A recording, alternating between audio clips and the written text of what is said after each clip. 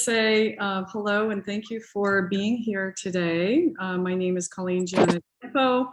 I'm in the East Bay in Martinez, and that's where I'm actually in my studio. It's in my home. I am a non-figurative abstract painter, inspired mostly by nature.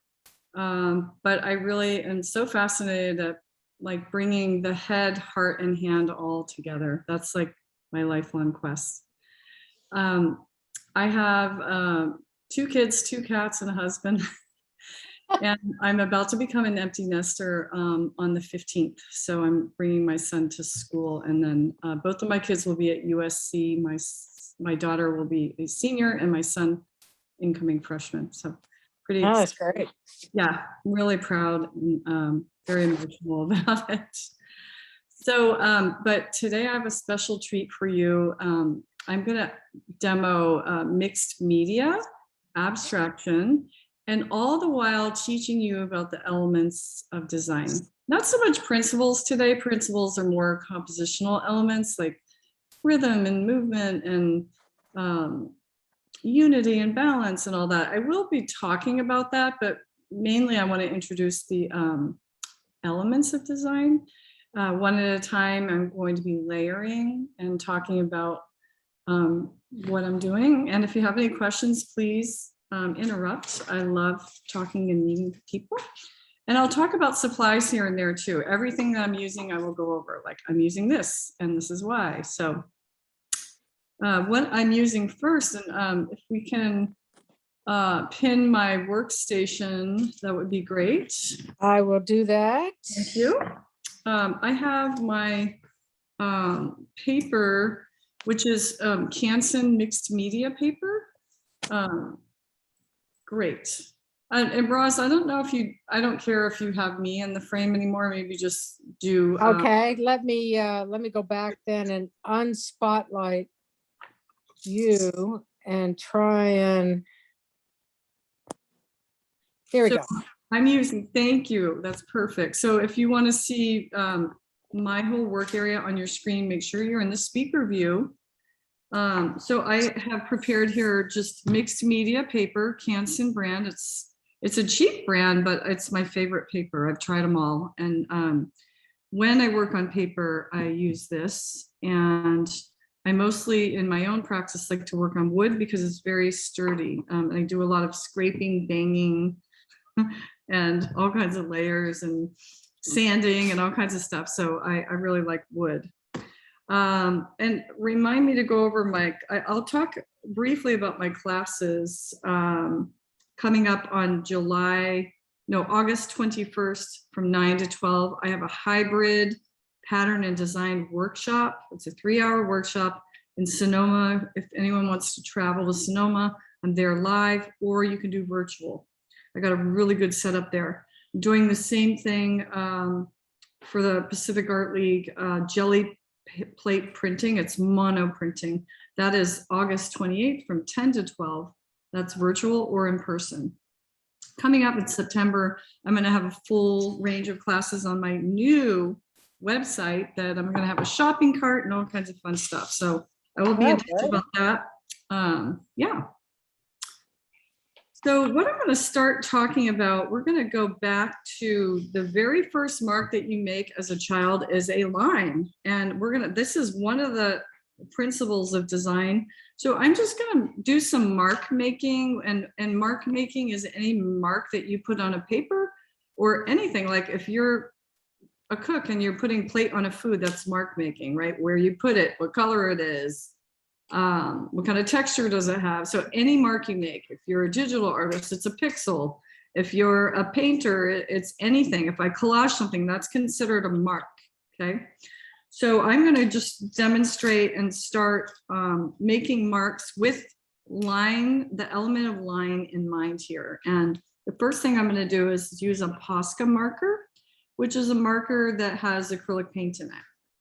And I really like them. I can make any kind of line I want. These are squiggly lines. I can do jagged lines. I can do dotted lines. Whatever you can dream, you can make, right? Just think about it.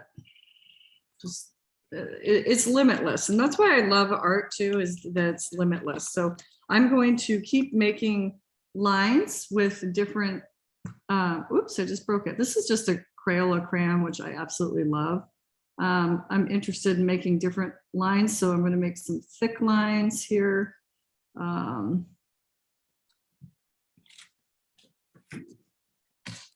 Oh, that's really falling apart. Oh, well, toss that aside.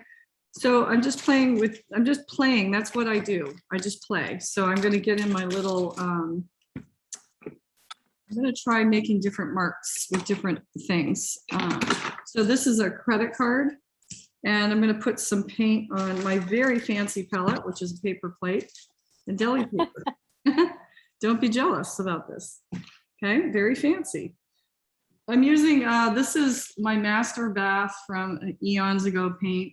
It's acrylic paint, but I like to use all different kinds of paint. So I have really nice golden paints down to house paints, down to my favorite paint is from Walmart called Apple Barrel. And the reason why I like cheap paint is that it's very transparent and I love layers. So right now I'm just dipping an old, this is a Hyatt house key, back when we used to travel. And I'm gonna see what kind of marks this can make for me. So a nice thick mark, repetitive mark. So, and I do this a lot. I play with, you know, I'll get, during COVID, I had to dye my own hair. So the hair dyeing brush that came with the kit is like one of my favorite tools that I've ever owned. So it can be any kind of inspiration. So I'm going to actually put some paint down here and use this to make some lines. I cut some edges here in this credit card. And I'm going to make some lines using this. See what that does. So it's all about thinking outside the box and allowing yourself to play, and don't worry about what you're creating. I just play around with different materials. I'm going to take this, this is an oil pastel, and I'm going to make a really thick mark. Calligraphic mark is one that changes from thick to thin. Now look at that. That was just gorgeous. Do that. That again. is, that's neat. Right? I'm just moving this around and changing pressure. So I'm actually using lines to make shapes. And I want to be clear that. Did you say that's a water, what kind of a marker is that? Or this is an oil pastel, and I'm going to be very honest with you about my art supplies. I like what the kids have. These are Crayola oil pastels. And I like them because the colors are gorgeous. They're really bright. So I don't spend a lot of money on my supplies, and most of them are given to me or recycled, or I get them at thrift stores. I don't spend a lot of money on my supplies.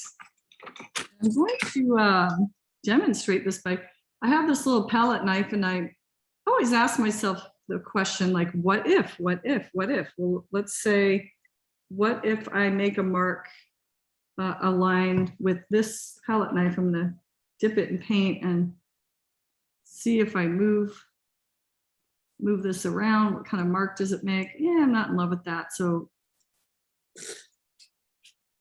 you know, I'm playing with it and see what kind of marks I get here. I'm actually going to thin this out. I don't want to wait. I hate waiting for paint to dry. It's like my #1 pet peeve. So I'm going to make, I know I can make shapes with this. And right now I'm putting my blinders on and I'm thinking about lines. So I'm going to try to make lines only. So it seems as though I can get some thicker or thinner lines with this palette knife. And let's see if I can do some nice scraping here.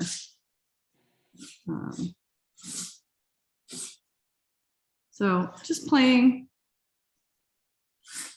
thinking about lines mostly. So that's palette knife. I'm gonna see, I have a few other tricks here on my desk. I have this really cool thing that somebody gave me. It's called a shaper. It's kind of like I can make my own. It's actually the same material as a spatula, and I buy spatulas at the dollar store. It's the same material, the silicone. Scrapes paint away really nicely. So I'm going to demonstrate this. And you can make lines in that in itself. So I'm going to get, this is some Home Depot rejects that they leave out, and they're 50 cents, you guys. So if you don't have a lot of money to spend on paint, just go to the Home Depot. And I'm always like, I'm going to Home Depot today, like to see kind of what colors are there. And, you know, I'll come home depressed sometimes, like there was no good colors. So they have them in their paint department and they just leave them out? Yeah, they're rejects. I don't know what happens if like they mix the wrong color, or I don't know what goes down there. But interesting. So now I'm going to take this little shaper thing and I'm going to make a line in here. And you know, I shoulda, coulda, woulda. When you layer, so I'm digging out, the white isn't making impact, but the layering here, where the yellow is making more of an impact, right? So it's always nice to have layering when you do this technique. It's called sgraffito, okay? And you can say it like I do, sgraffito, like you're swearing, right? Sgraffito. The Italian translation. Italian translation, like. So there's so many ways to make marks, and I learned from also watching other artists how they make marks. And one of the cool things I taught in my abstract landscape class, this I'm going to call it a semester, but I'm going to show you something really cool. So look, I'm going to make, actually I can do it here.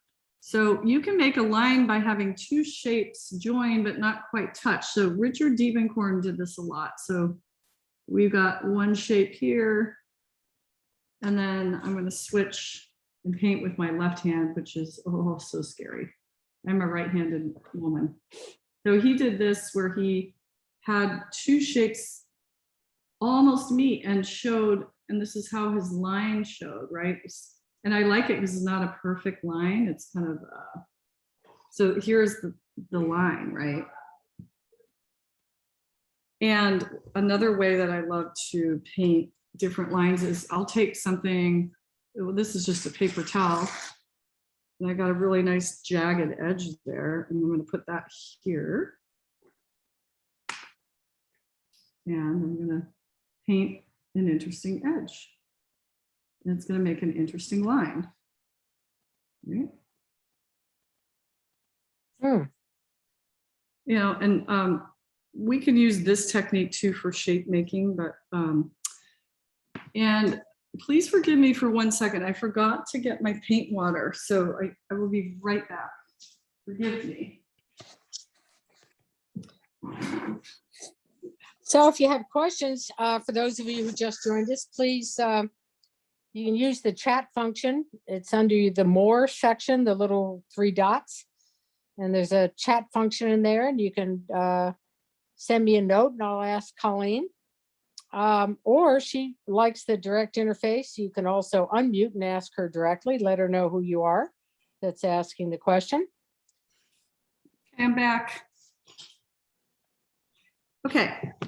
All right, I'm going to demonstrate my favorite way to paint with lines. Okay, I'm a little bit like my supplies. I tried to, earlier I was filming, so I had to clean up my desk, and now I can't find anything. I like it when it's trashed. So I need to get my scissors now. Here they are. Seriously, I try to be neat and everything, and it doesn't work for me. I like everything really messy. Okay, so I just have some yarn here, and I'm going to cut a small piece. My scissors will cut. There we go. And I have these little to-go cups. I buy them in bulk at Smart and Final, and I use them all the time. I put my India ink in them when I'm painting, and I can make liquid mixtures in there, so I really love it. I'm using Blick liquid watercolor to show you what I'm about to do, but you can take any fluid acrylic paint or India ink or anything that's liquid. So if I was using acrylic paint, I would just add some water to it. And I'm going to go ahead and submerge my string and throw it into my little cup. And I'm going to get a paintbrush and kind of use it to saturate the string. This is my favorite mark of the day right now, this purple mark. So this is absorbing the liquid watercolor. These are also made for kids. So I think, are you getting the idea here that I'm a kid? Don't tell anybody. So I'm going to use my fingers now and take this out. Now, this string can do so many things. I actually painted an entire painting with just a string last year. Oh my goodness. So I'm just going to toss this on my paper. I'm just throwing it. And I already got a very unique mark here that you're not going to get any other way. See that really unique mark? But if you want more control, you can drag and get very beautiful lines here. Oh, that's neat. Isn't that cool? And then you can do, I like to, sorry, bumping the camera. I like to like move it around and it makes very fine little marks. And then I like to do this vibration thing where just kind of hit it. Like stippling kind of where you. Yeah, yep. So this string can do a lot. I really like the straight lines that it makes. And it's all about pressure too. Like, and I don't have a lot of paint on this, believe it or not. So the more you have, let's put some more paint on it, the more, the different it acts, you know? So you have pressure, you have speed. It's a whole physics lesson. And I will tell you that once I was doing a demo and I thought, well, I'm going to trip out these people. And I stood on the desk and I dropped a string from a very high height, well, as high as I am. I'm not really that tall, 5'7". And I dropped it and it was all about the physics of it. It jumped into a little tiny ball the higher up you go. So you can stand on your desk and throw stuff. So this is fully saturated. I'm just going to whip it and hope that I didn't get my cat with some spray, but look at, we've got a really nice, so the thicker it is, or not the thicker, I take that back. The more saturated it is, you know, you're going to get different marks you can already see. And then you can have a really light touch, a dragging, or a heavy touch. Oh, that was a nice look. That little circular. I love it. You guys, I can't say enough about the yarn. It really speaks to me. Now, I'm just going to keep adding little tidbits and tips. This liquid watercolor is super duper staining. You can see my fingers, which is good and bad. So the thing about watercolor, so I teach courses in watercolor, and so I know a lot about it.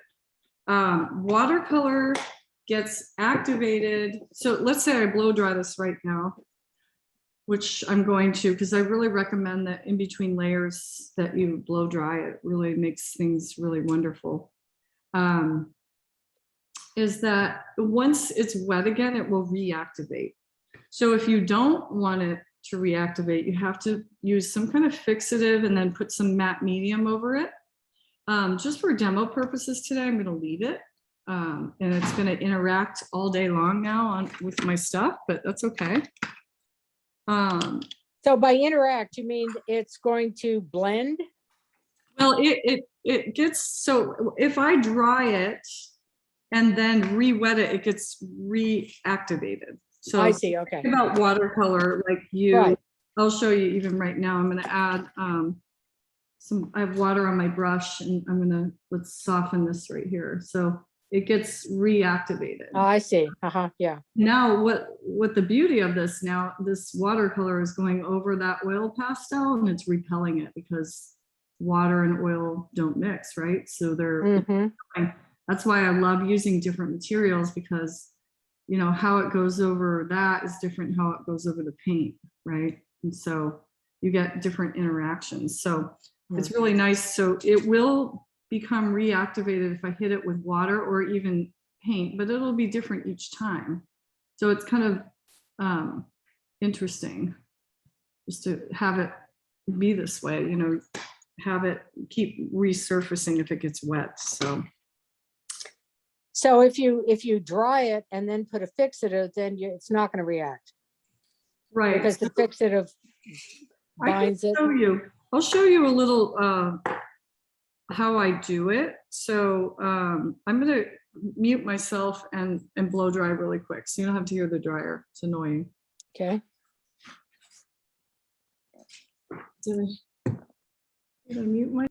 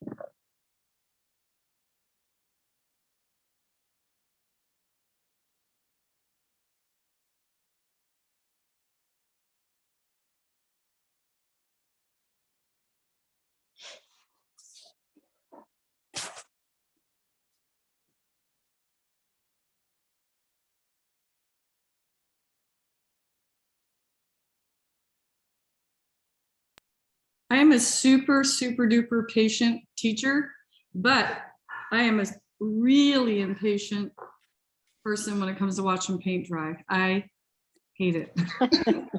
I'm sorry, but there's nothing worse than watching paint dry.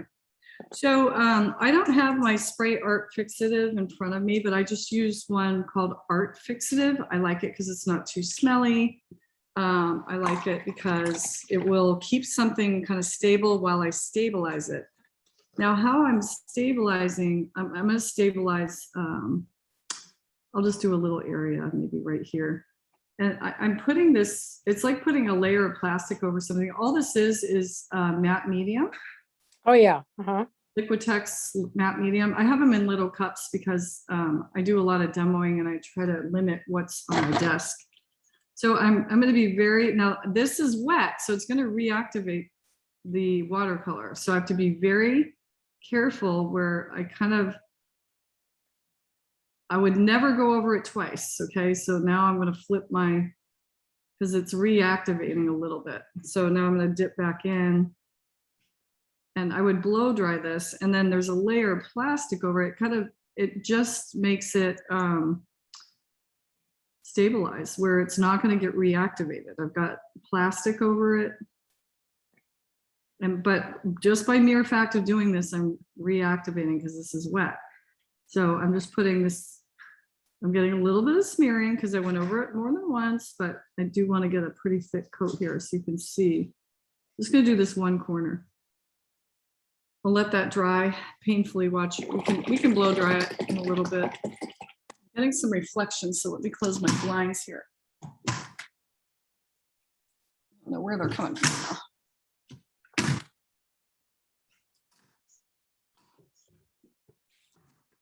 There we go. Okay, any questions so far on anything I've done? I'm just talking about the principle of design line. I could go on and on and on. I could outline things. I mean, it's just limitless what you can do. Now I'm going to pivot and I'm going to talk about the other design element, shapes. Okay, we all know shapes, right? Well, I teach a whole lesson in dynamic shapes. Dynamic shapes are shapes that are dynamic. They're not static. They're not boring. Are geometric shapes boring and static? I don't know. It depends on who you are. So I'm going to do a couple of demonstrations here. And just because I have this yellow here, I'm going to talk about shapes for a minute. So if you're Pierre Mondrian, you're going to want these perfect geometric shapes, right? So we have circles, squares, triangles, right? Here's a little bit of that activation I'm talking about. I got a little smudge of blue in there, but to me, I love that. It's gorgeous. It's a happy accident. It's beautiful. So we have geometric shapes, and then we have organic shapes, right? So you can't assign some kind of name to this amorphous, organic, it's all kind of the same. You can see how transparent this paint is, and now it's mixing. We've got some green here, yellow where it's on the white. It's just beautiful. This is why I love layering. It's very important between layers to dry too. That way you don't get a bunch of mud. So, and I have this fun exercise that I have this friend who is a character design artist, and they taught me this little fun way to make dynamic shapes, which you can make them up out of your head, but this is just really fun.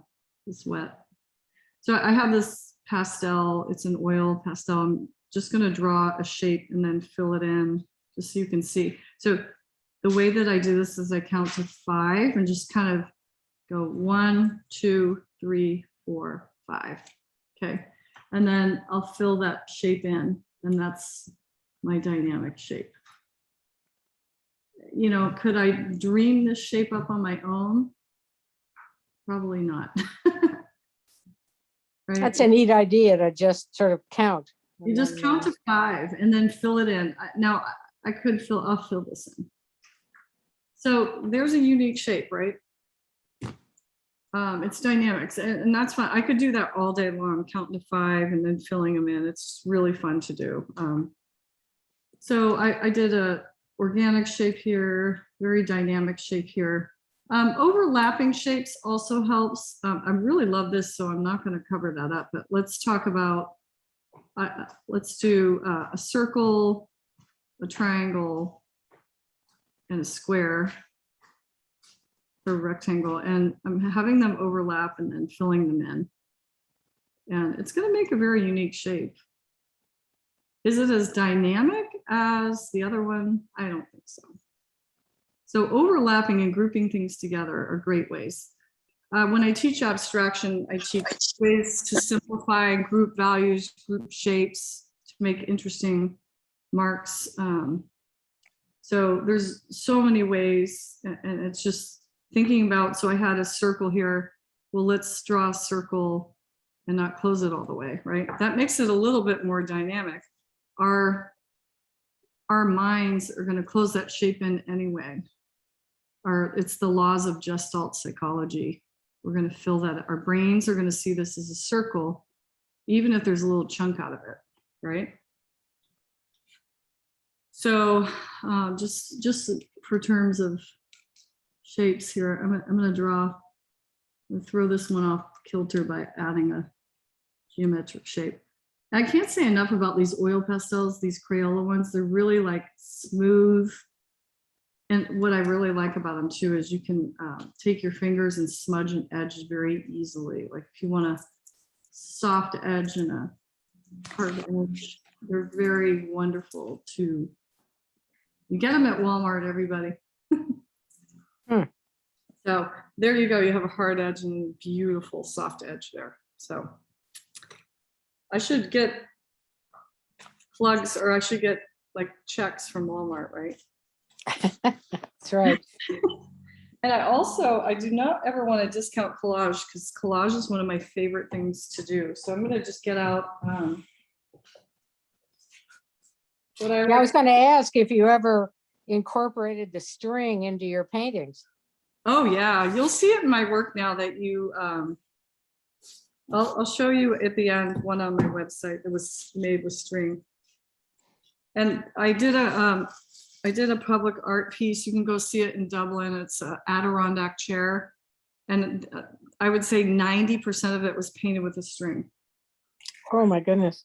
So here's, I'm just using this as a cutting board, but I have this really cool rotary cutter somebody gave me. And I'm just going to cut a cool shape with it. And I like it because the edge is a little bit different. I'm always thinking about my edges. This piece of paper here is just the deli paper. And I get that at Smart and Final as well. You can get it at Costco too. Just deli paper. So I'm cutting a cool shape. See how neat that is? And I will go ahead and put this on my little, I will cut it into some, I think I'll tear it.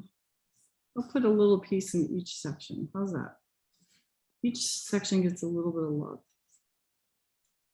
When I'm designing too, I'm thinking about shapes in terms of, you know, are they all the same size? Are they, you know, are they different? How are they different? I like to overlap too, so I'm gonna put this one here. And then I also thinking about, like I said, the principles of design.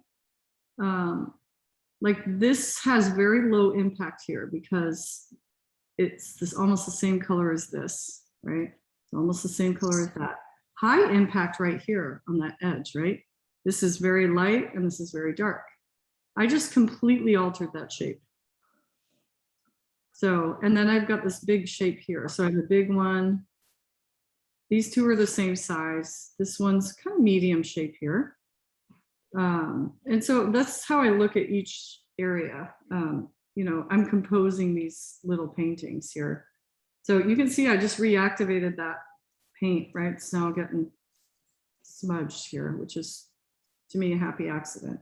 So, and I'm thinking about design here. First and foremost, I'm a designer first before I was ever a painter. So I want to think about how I'm going to lead my viewer around. We read from left to right. So, you know, I'm thinking about that.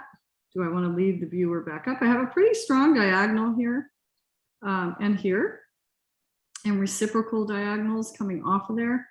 So I always like opposing forces. So if one's going this way, and those are really strong, I'm going to be the rebel for the cause here. And I'm going to go the other way because that's who I am. Going the other way. So these are design choices I'm making, and this comes from a lifetime of study and just making horrible paintings, really, and fixing them. So you're not going to know all this right off the bat.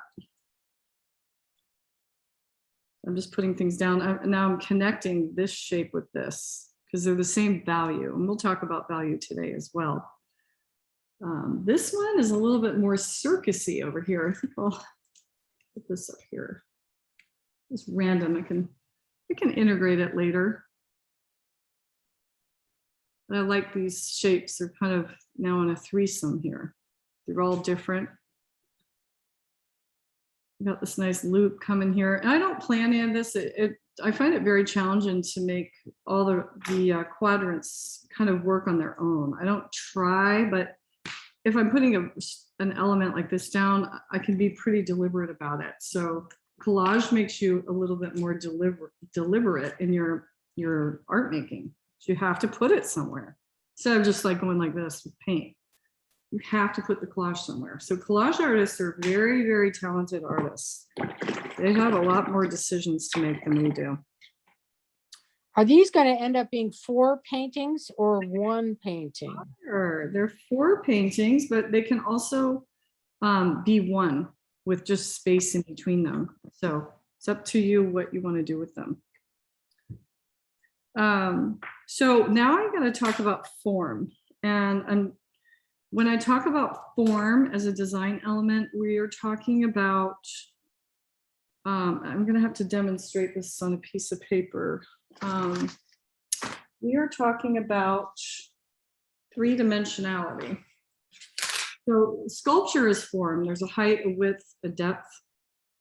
And one of the ways to show form is by shading, right? So if we have a circle that has no shading in it, it's going to look flat versus one that kind of goes dark, medium to really light. So just by the mere fact of showing shading can show form. It can show that something has a little bit of dimension, that it's turning in space, right? The other way too is, you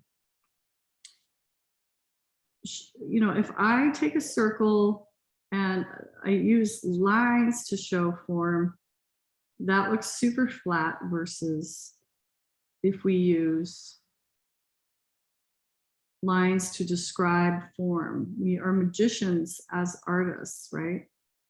So more round, flat, flat, and more round, right? So this is just, I mean, I teach a whole course on the analysis of form, which is chiaroscuro, right?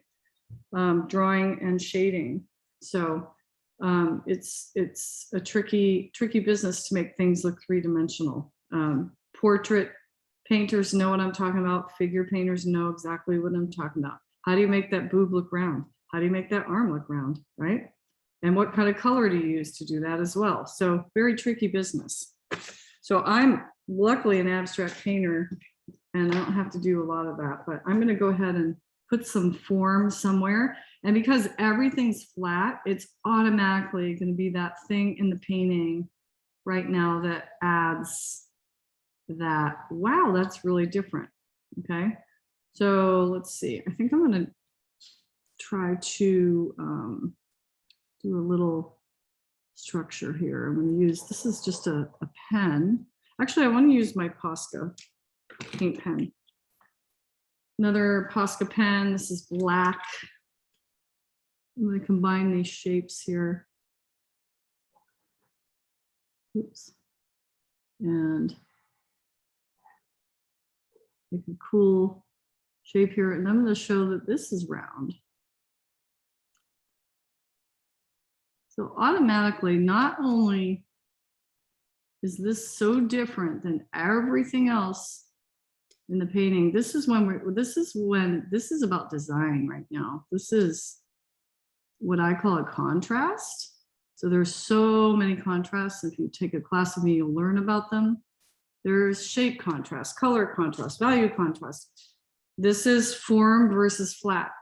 Okay, so automatically our eyes are going there because everything's flat except for that. Now I'm going to show, let me get a different color here. I'm gonna get my orange. I'm going to take an orange pastel here. This is an oil pastel still. And I'm not practiced what I'm preaching. I didn't dry, so this is still wet here, but it's okay. I'm just demoing. And I'm going to try to go a little bit lighter here, lighter as I go out. You know, and this piece is not by itself, so it's going to be pretty subtle.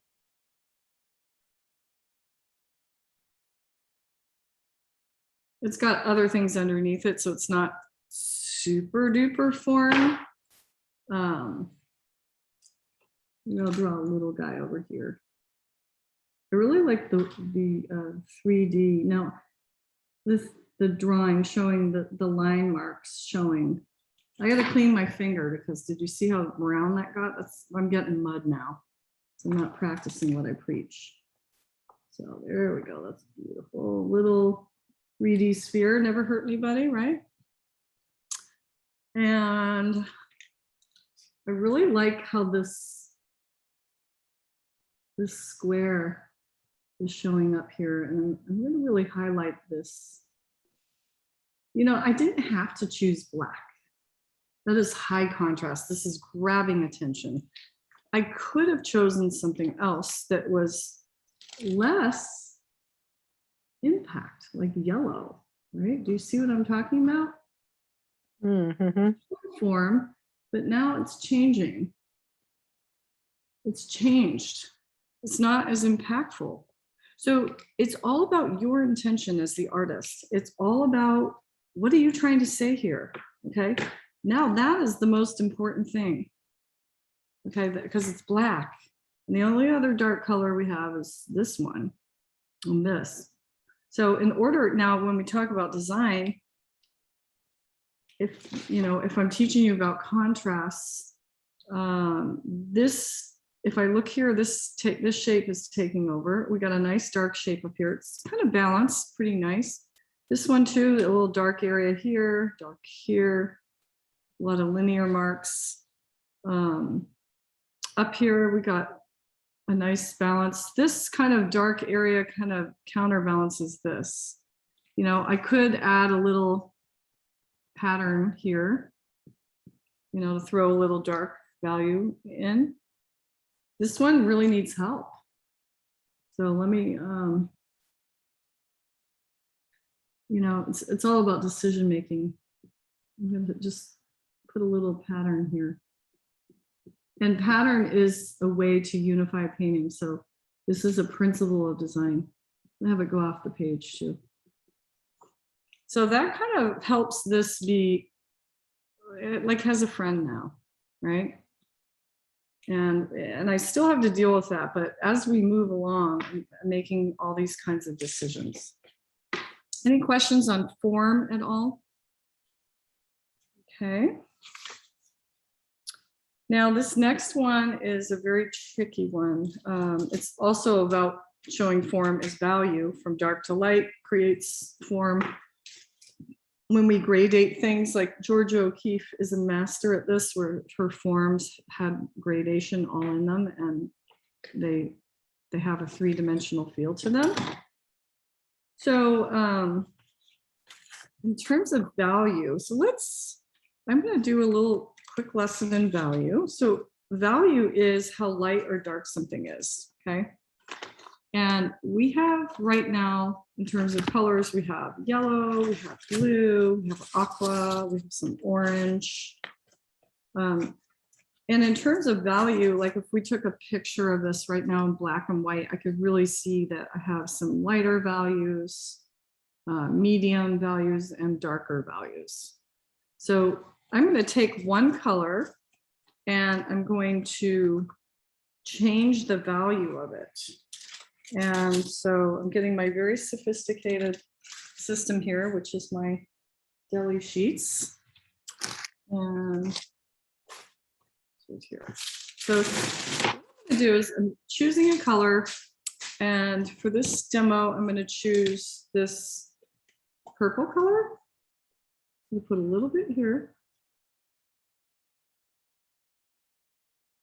I'm interested in making, I'm going to try to make 9 different values because our value scale is 9. White being alone, or not alone, 1, and black being 9.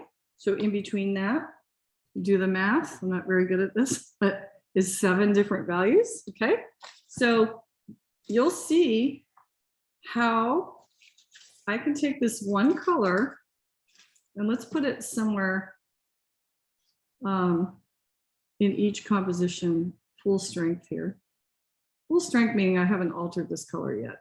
This color has already been desaturated, which we'll go over when I talk about color.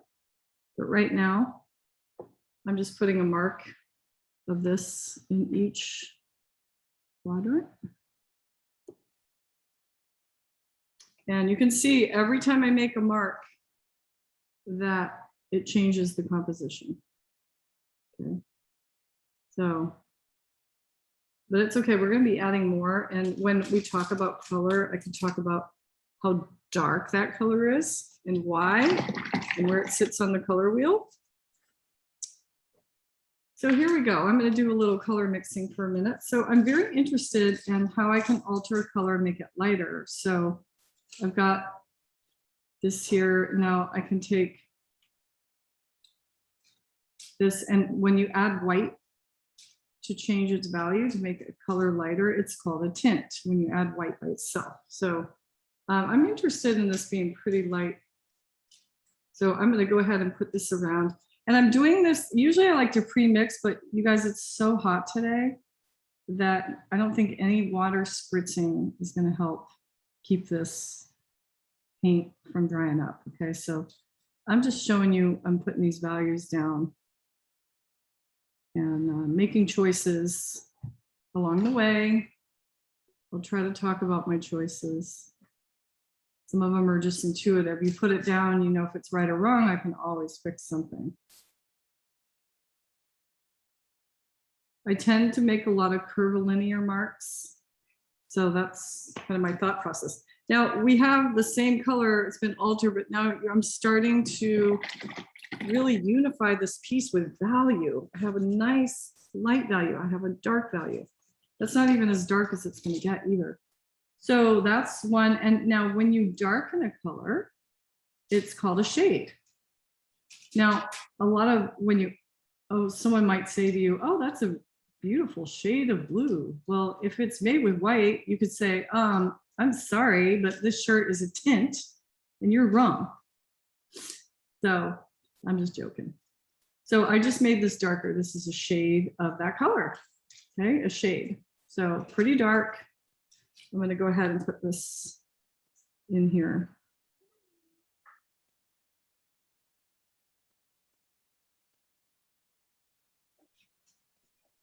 Making just random choices. Now I have a lot of dark here, so I'm going to do a swoop here.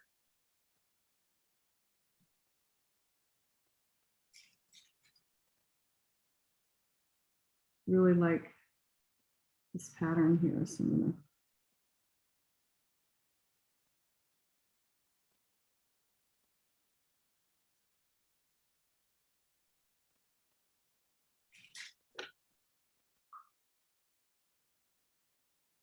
and I always talk about that one difference going the other way. I'm going to put something here. Right, a little counterbalance going on. Okay, so still we're focusing on value, not so much design right now. So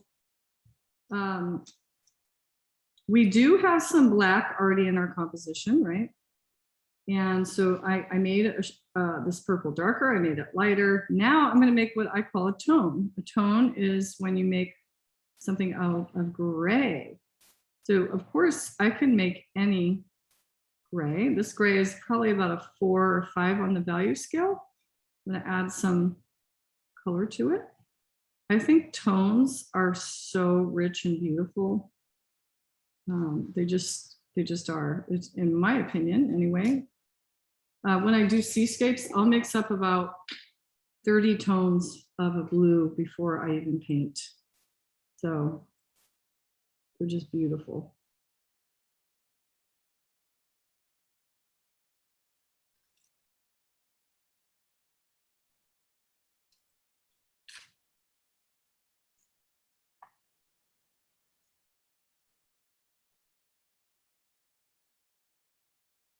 I like things to overlap and have relationships. And you create new shapes, right? I just created this interesting shape now. It's actually a line, but I like this quiet corner. I like to have a quiet corner in all my pieces because it's probably the only thing that'll be quiet in one of my pieces is a corner. Like very active painter. And I love putting value within a shape. So I have a dark shape here and I'm doing some lighter value within it, which gives it a lot of richness. So I really like this pattern. I'm going to go ahead and do that with my tone. Really nice. So I could keep going and I could just keep going probably till tomorrow. And I could just, you know, I could make another tone that's different. You know, I could add, it's a darker shade of gray. And I could add less purple in it and have a nice neutral, right? But because I already have that purple in there, it belongs. It's like somebody mentioned Sesame Street to me yesterday. Sesame Street, I was like, oh my God, I forgot about like which one of these doesn't belong. These are all kind of belong now because I'm making them with the same paint. They're all different colors, but they're all the same, from the same mixtures. So it's called keying a color. And I really like that. Let me go ahead and have that join up there. You know, and am I always making good decisions here? No, I'm not planning. I'm planning a little bit, but not a lot. Okay. I'm just actually really just playing and having fun. And I am having a great time. So thank you for allowing me to demo to show you how much fun this is.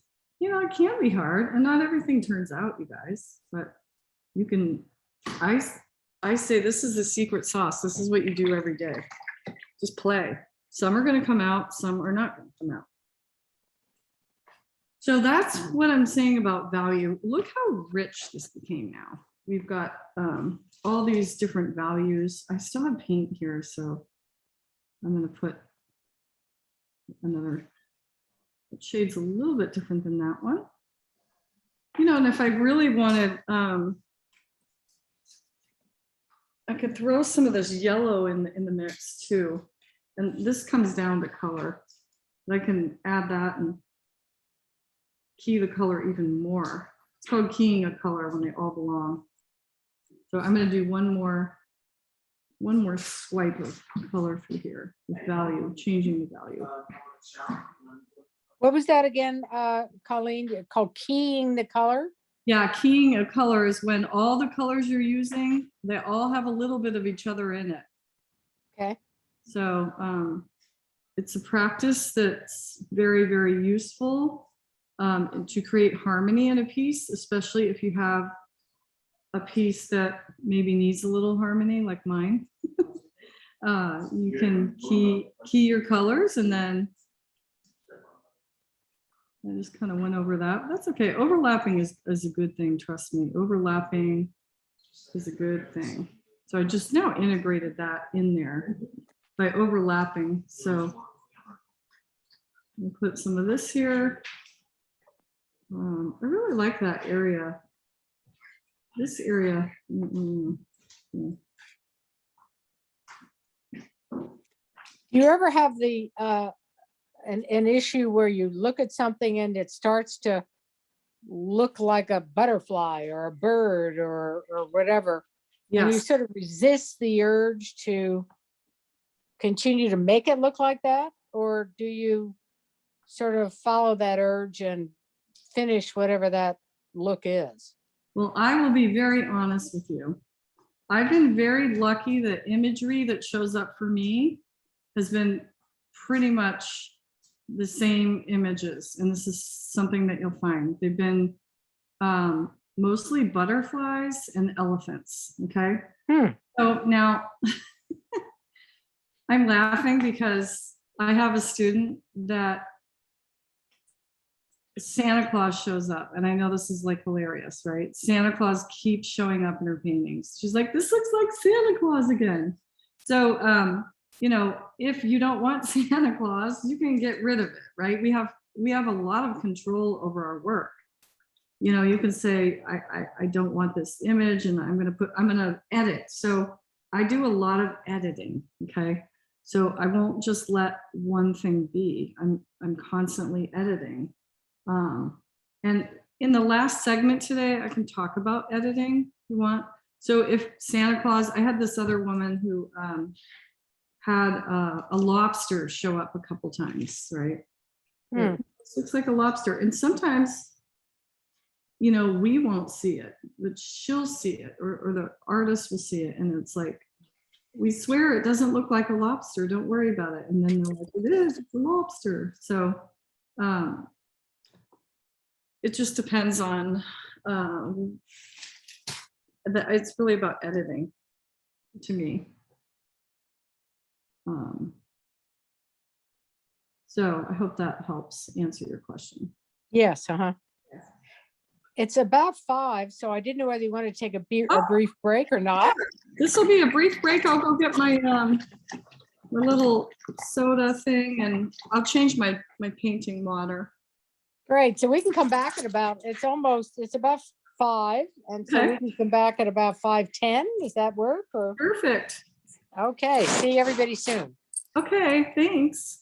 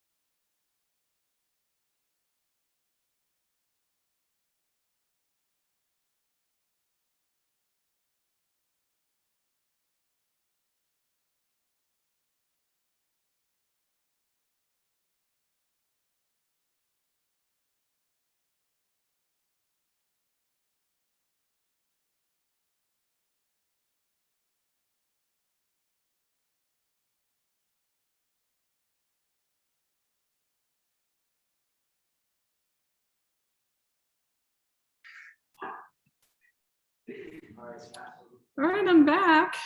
I'm a minute early though, so I'll wait another minute. That's fine. You're about a minute off. That's great. You may want to, if you can, Colleen, drop the, maybe straighten out your workspace the other way. Perfect. Oh, a little too much. Perfect. Now if you can drop it a little bit downward, Yeah, I'll try. raise your camera up a little. Yeah, hold Yeah, on. if you go, or go back a little bit, you can see the whole thing. Yeah, I'll move it. Yeah, you're zooming in. If you can zoom out a little bit. Perfect. Now if you can just drop it a little bit toward the bottom and zoom out a little bit, it'll be perfect. That's good right there.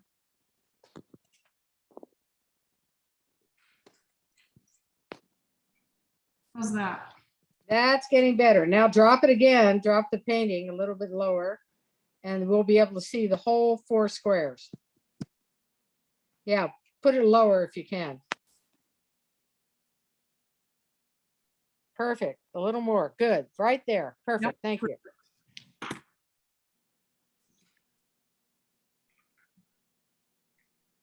Oops.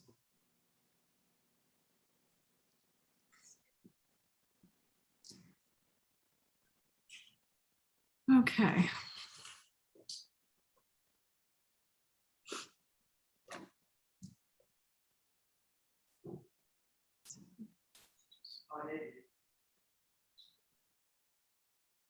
Okay, that's good.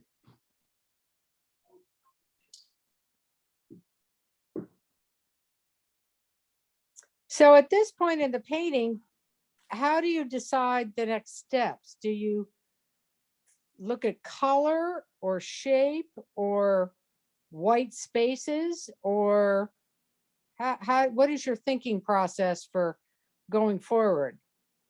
Yeah, actually, I'm gonna talk about 2 more elements and then we'll edit together. Oh, good. Okay. So yeah, there needs to be some editing. So with our time left, I'm gonna go over color and texture, and then we'll go ahead and do some editing. Okay, does that sound good? Great. Talk about the problem in each area, or maybe they're okay. Okay. Yeah, and a lot of that editing is when I take the tape off and what they look like when you take the tape off. It's so fun to reveal it. So I'm going to go ahead and get started. We're going to talk about texture. Texture is, there's 2 types of texture. There's an implied texture. So like this looks like it might be scratchy, this pastel, because it is got a scratchy look to it. Or we have real texture where something, you know, maybe I took some medium and put sand in it and put the medium down and it actually has real texture. So that's like real texture versus implied texture. Now, real texture takes some time and planning, where I'll take some of my medium maybe and put sand in it, or I'm going to actually put some real texture on one of these pieces today so you can see the difference. So I'm going to do some implied texture and some real texture. So I keep a texture bag. I got bubble wrap. I have a little slip mat here, just little sponges. This thing, my pears were wrapped in this at Christmas time that I got from Harry and David. I got a little sponge here. So, you know, you can create texture with so many things. This is just a small amount of things that I have here today to show. And you can create texture, visual texture, just by like these lines that we made. This feels textural to me. It's got, you know, it's a couple of layers and lines, and it's very busy, so it feels textural. This feels textural. That has no texture, right? Or very little. This overlap of these lines with this has texture. The scraping of my brush created some texture. What else? There's not a lot, you know, just my collage piece had some texture in it. These linear marks made texture. So you have to think about, if everything's textural, then there's hardly any emphasis. And emphasis and focal point and all that is a whole other lesson. So I teach that in composition. It's really a lifelong quest to make a really amazing composition, and you have to learn how to observe your work.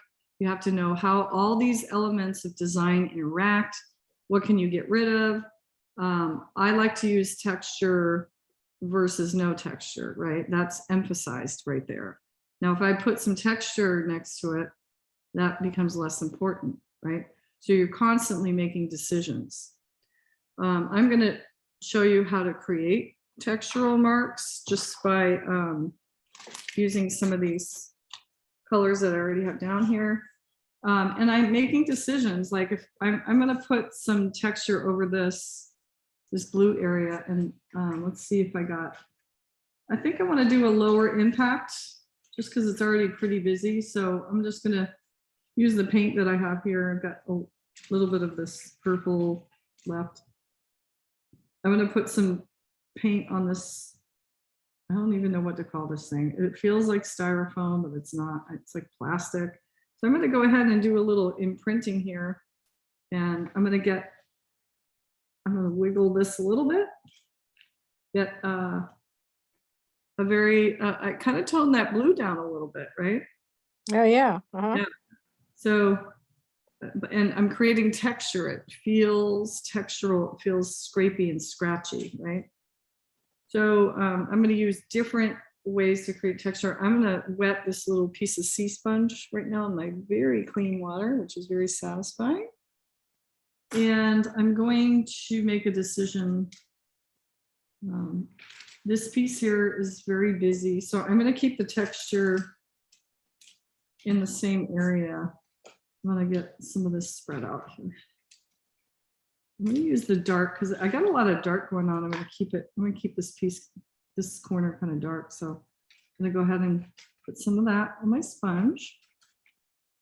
And I'm going to see what kind of mark I get. And like I said, I'm going to keep this area very textural and have it overlap the yellow a little bit. So I am making decisions. We'll press that. And I got a very nice, beautiful mark. Layered over that blue, it's really beautiful.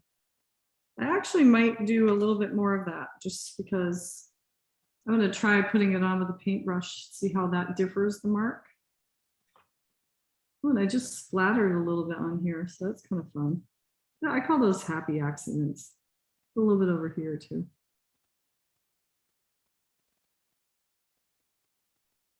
That's nice. Oh, yeah. That's beautiful.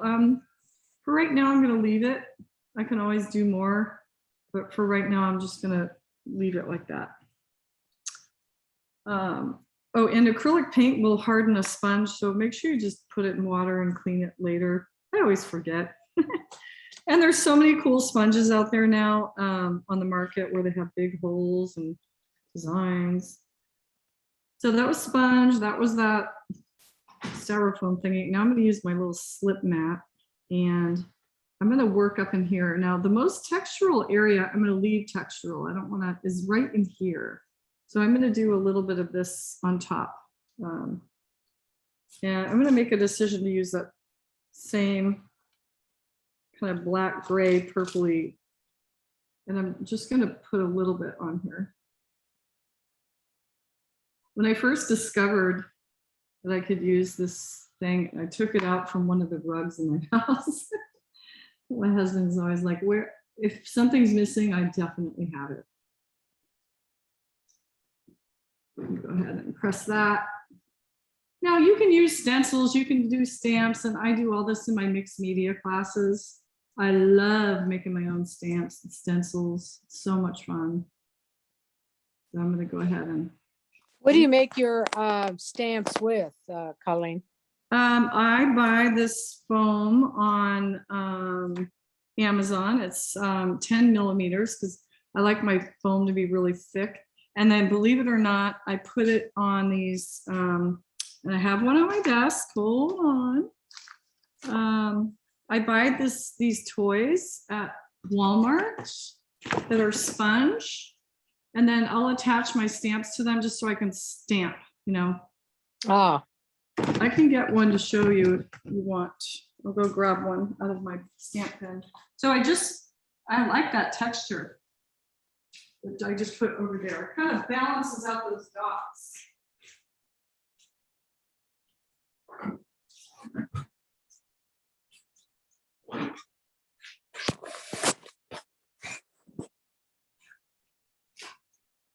So how I make stamps is I buy this foam, like I said, 10 millimeter, because there's nothing worse than putting paint on a stamp and it's so close in height to whatever you have it on that it goes on that and you get overbleed.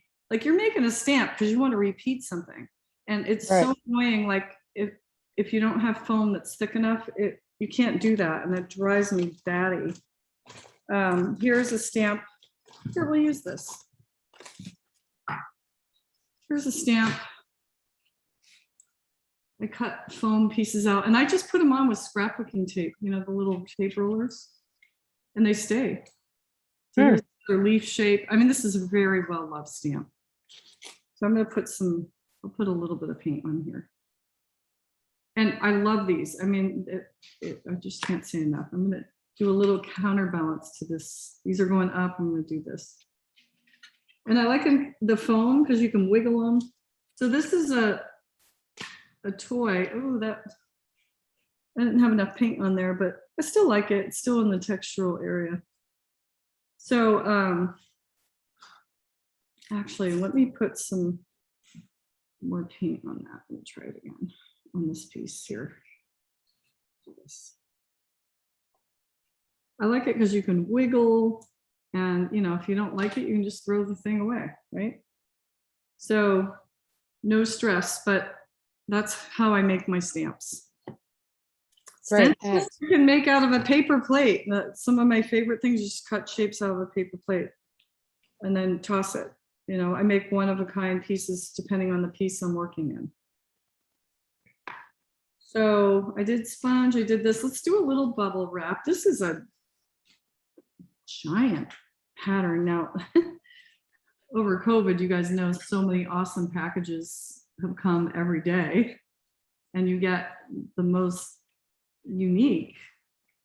Now they have like diamond pattern, bubble wrap, and so I'm not completely saturating that with paint because I don't want to, and I'm going to keep it textural down here.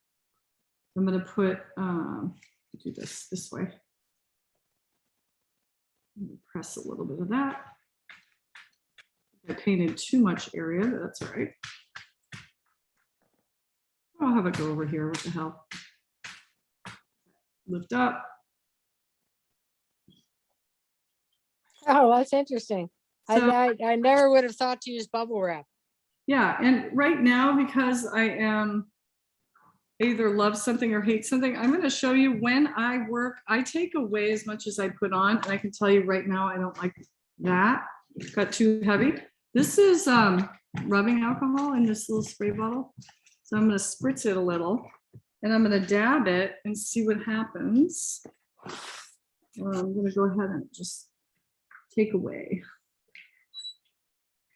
And it's funny, now I can see that pink through there. Now, to me, that is beautiful. Look at that pink showing through.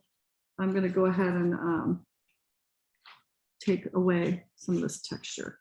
Just got a little heavy for me. This is already really strong here. So that's a little edit. I edit along the way. So I'm taking away. Now I can completely remove something if I want. Let's just say I don't want that. I kind of like that, but I'll just get rid of it just to show you.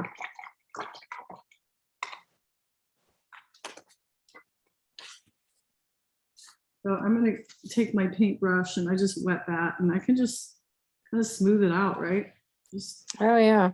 It's removing paint. So I don't ever get freaked out when I'm painting that I've ruined something, because you really can't. You really can't ruin anything. Every painting, to be honest with you, has a birth and a death and then a rebirth. Seriously, I ruin every painting and then I bring it back. So you know what? I don't get too uptight over what I'm doing, because then I'm not creative and I'm not making the marks I want, because I'm afraid I'm going to ruin something. Ruin it. I tell my students, today we're going to make ugly paintings, and then nobody's stressed out, right? That's what we're doing today, everybody. We're going ugly. So I just did texture. I don't love this, but we'll edit it later. It might look good later. I like the sponge. I really love this thing. And actually, I just had a student take some of mine. This was like in a dome kind of shape, and it's just really kind of cool. So, I didn't buy this. It just came on my pair. So just keep your eyes open for things. The coolest things in the world are placemats. I have so many placemats, you guys. They are amazing for texture and pattern. So, and then the rug slip stuff. So that's kind of like very, very basic. How you get great texture is through layering, okay? So that's how I get great texture. Layers and layers, lots of layers. All right. Yeah, I keep all the onion bags, the little bags that onions come in. Exactly, and that They're reminds. great, and they last forever. Ooh, I'm gonna do some real texture. Hold on. Forgot. So I'm gonna put a piece of real texture in, so it's not all. So I'll do it right here where I don't like this. So this is this stuff that I don't even know what it is, but my new faucet came wrapped in it, and I was like, the contractor threw it away. I was like, oh my gosh, I want that. He's like, what? And I like took it out of the trash. He's like, well, this lady's a whack job. She wants this stuff. So I'm going to put a real textural piece here, and I'm going to cover up that area I don't like. So I'm going to take that medium. Now, normally if I put something three-dimensional in, I'll use a thicker medium, which is gel medium. Gel is just thicker than matte medium. It just is. It just has more whatever in it. I'm not a chemist, but plastic or whatever business it's got. So this is a real piece. You can put so many things in your art. All those mediums that you buy and get brainwashed to buy, I have them all, and I don't really like them. I'm just not a real textural person, only mainly because it has to dry and I get really impatient. So there, I got that in there, and that kind of edited that area. Another great thing to use as editing is tissue. So when, and we're not there yet, we're going to talk about color, but like, let's say, maybe I didn't like this corner. You can put a little tissue there and just kind of cover up what I don't like, and I can kind of see things through it. So it's super fun. I have all kinds of tissue. Oh, and that paint is wet. So, now I've got a nice quiet corner there. So tissue is great to have around. I always have white and all colors. I have pattern tissue. So it's definitely fun to have around.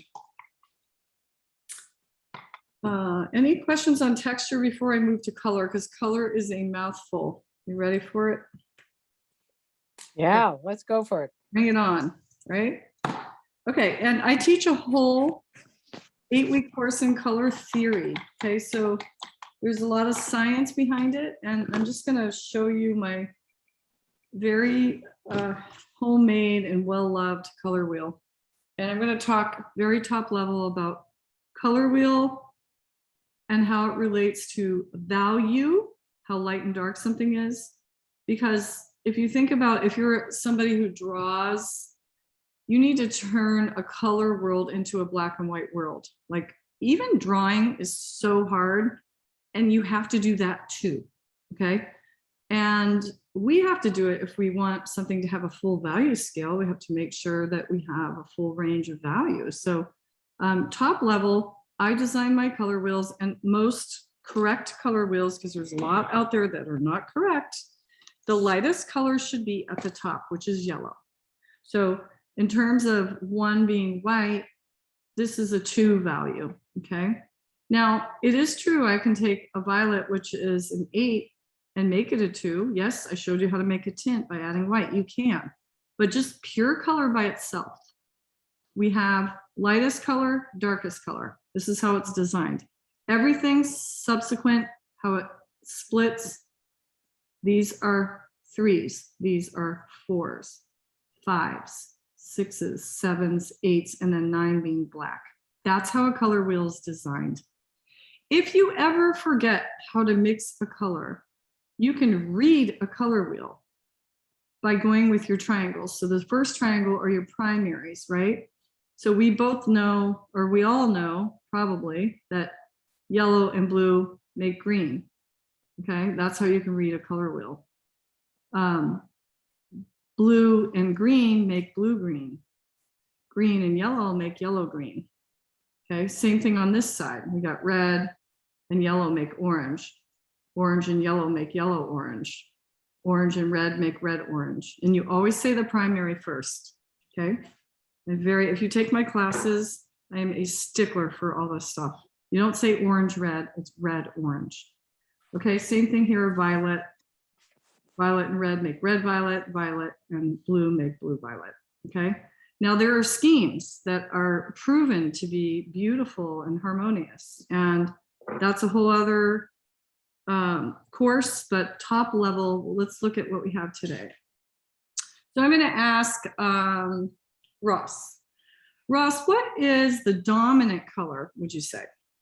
What sticks out the most? What's dominant? What do we have the most of? I'd say either, wow, that's interesting. Black, yellow, and green. Yeah, and it's funny because when we get into color theory, some colors stick out more than others because they're lighter and they're brighter, right? A light color is brighter. So the yellow really sticks out in this one. But if we cover up other ones, so I didn't start with a color scheme in mind, but I would say the yellow is pretty dominant and I have a lot of purple. So we could say it's a complementary scheme, right?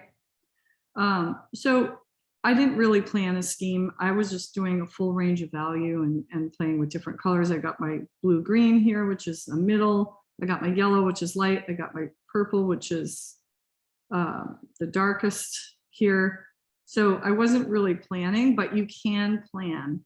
But what I want to talk to you about in abstraction is, let's just look at this quadrant right now. I'm going to ask Andrea, what sticks out the most in this quadrant? So you can unmute. Let me ask her to unmute.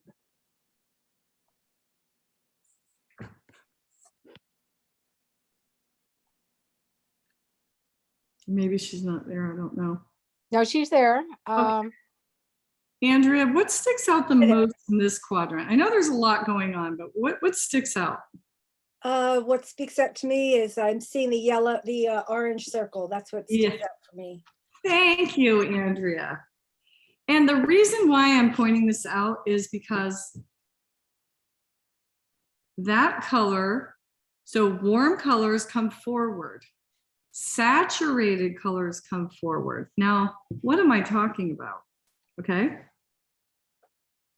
So the color wheel is divided into warm colors. There's 6 of them, and there's infinite colors, but in this color wheel, we have, these are warm colors and these are cool colors. Even though yellow-green is pretty warm looking, it's a warm, cool color, if that makes sense. And then this is pretty cool to me, but that's a cool, warm color, okay? And not to confuse anything, but colors that have not been muted, okay? And what does that mean? Muted means it's been changed in some way. So making a shade, like we darkened that, we took some of the color out of it. So it's desaturated. That yellow that we're using from dear old Martha Stewart, it's been changed. It's been desaturated. It is not this yellow right here. Okay, there is orange in that, and there might be a little bit of violet because it's pretty muted. So that's been desaturated, even though it's still bright. But this hasn't been. This is super duper bright and saturated. Okay, so it's stealing the show. So, and everything predominantly in here is cool. We do have some warm yellows, but not a lot of it in this one. So how you can do that, and if you need an emphasis somewhere and you're noticing, like here, I've got this little one, right? So that in this quadrant, is anything really saturated enough where it's stealing the show? No, here we've got form stealing the show. But let's play and let's make some really saturated color here. I'm going to make a red violet just so you can watch. Get my very sophisticated plate here. I'm going to make some red violet, okay? And because it's a cool warm color, and they come forward. So I'm using, okay, color wheel. I want to make a red violet, so I'm going to get violet and red, okay, and I'm going to make this color. So I already have my red, which it's a cool red, but I know that it makes a really nice, I'll make a violet first and just prove my point here. So I've got some blue, and get some red, and that's kind of like a blue violet. So let me make it a little bit better. So we got a really pretty violet there. Well, just for the heck of it, let's put a spot in here. I'm going to put a little dot here.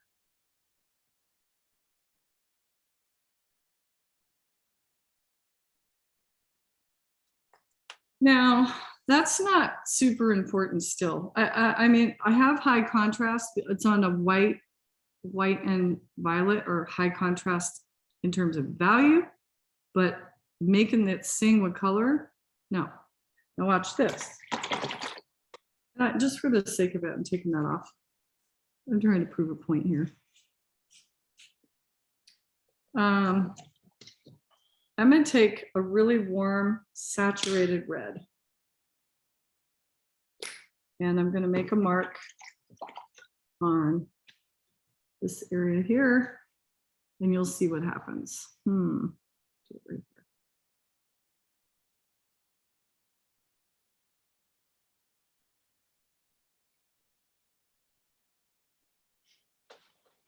Okay, like in this quadrant, the orange seals the show. Look how important that became. It's because not only is it warm and it comes forward, but it's also saturated.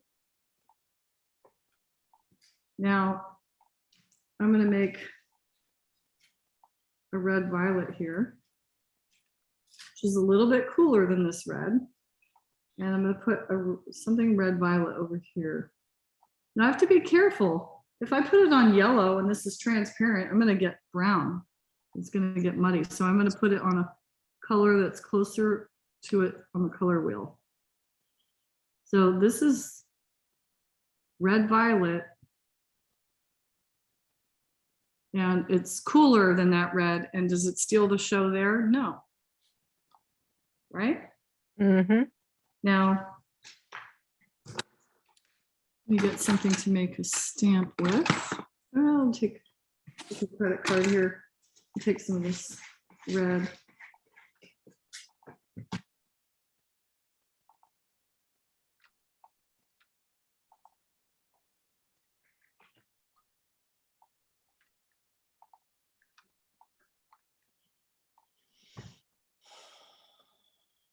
You know, there's not a lot of that enough to make an impact, right? So Yeah. it's a nice accent though, right? And I could take a red marker and add some, ooh, that, well, we'll call that a happy accent. I have no idea what happened on there, but let's just go with it. I'm going to create some texture with a paper towel.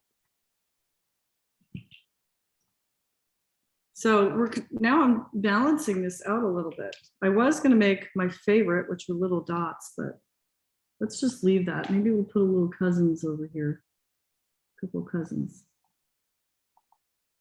leading to this dot here. Okay. Now, in terms of saturation over here, I think the brightest, these really steal the show, right? I mean, these are dark and they're important, but let's add some red. Yeah, it needs something, right? So let's change it up a little here.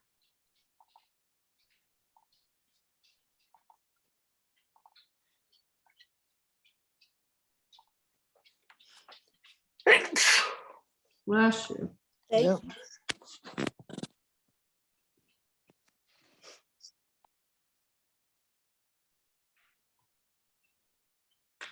So everything you do changes everything. Like, I mean, this maybe needs a little counterbalance. This is the only really big warmth spot. So I'm going to put a little bit of something here. But the reds in all four of the squares do make the whole thing look balanced, really. Yeah, I mean, I can, like, I need to counterbalance this now. So I'm gonna add some circles over here. So since we're editing, is this a time, Colleen, where people can unmute and Everybody unmute, and we're gonna start to edit. I'm gonna give this a little blow dry. I'm gonna okay, take the tape off and we're gonna talk about how each one holds up on its own, okay? okay.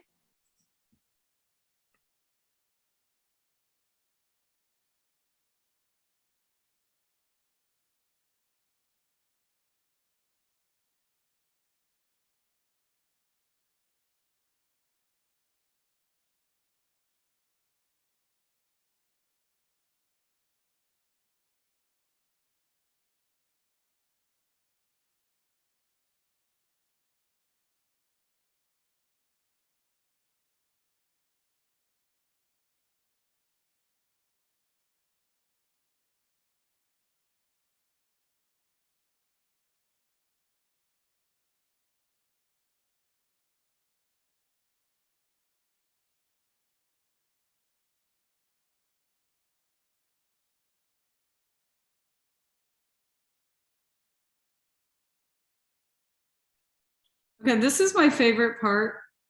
It's like so exciting when we do this, taking the tape off. Now, if you're taking tape off of a piece, somebody just told me that the green tape out there is supposed to be the best. That all I have to tell you is go very slow, like ripping a Band-Aid off. You don't want to go fast because paper will come up. So here I have a little crossroads, so I'm going to just tear it. And I have to tell you that the tape sometimes is amazing. This one, not so much, but sometimes the tape is gorgeous and I save it. Call me crazy, but I'm going to show you. I saved recently some tape. I don't know where it is, but I just tape it to a piece of freezer paper. If anybody knows what freezer paper is. No, what's that? It's Reynolds freezer paper. I use it as a palette paper when I'm doing like oil painting or. Oh, interesting. Yeah, I'll go get it here in a sec. So let me look at this tape and see if it's worth saving. It's kind of cool. See that? I'm not going to throw that away, so I'll leave that there for now. And so that you add it as part of your compositions for the next painting? Yeah, I can edit with it too, Oh, yeah. Yeah. I love doing it. I have spray paint that I use and I make really cool tape. I gotta go slow. Now I've got to.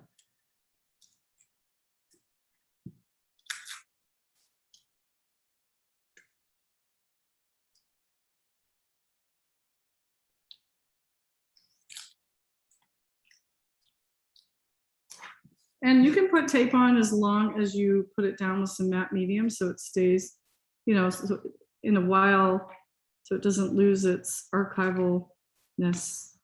I put matte medium on top of it. So you can already see how amazing these look when you take the tape off. Even if it looks bad, it looks really good when you take the tape off. That does. It looks It's like great. a big reveal. And I don't know why every time I do this, it just comes out fun. And then these, I use these for practice what I like, what I don't like. Well, I always learn something new about mixing materials. And then I use these for starts for paintings, like big paintings. So I'll be like, oh, I love this one, and I'll study it. What do I love about it? Is it the shapes? Is it the texture? How can I improve it? And then I'll do like different versions of it and changing the colors. And I just use it as a springboard. Uh-oh, I hear a little tearing.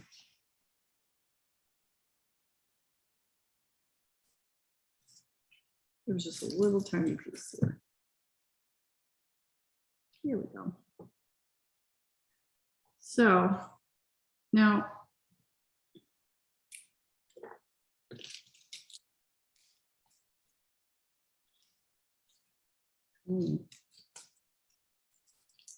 this taping off, it just gives you a nice frame. And I have old frames that I cut up, or mats that I cut up and I use to frame things.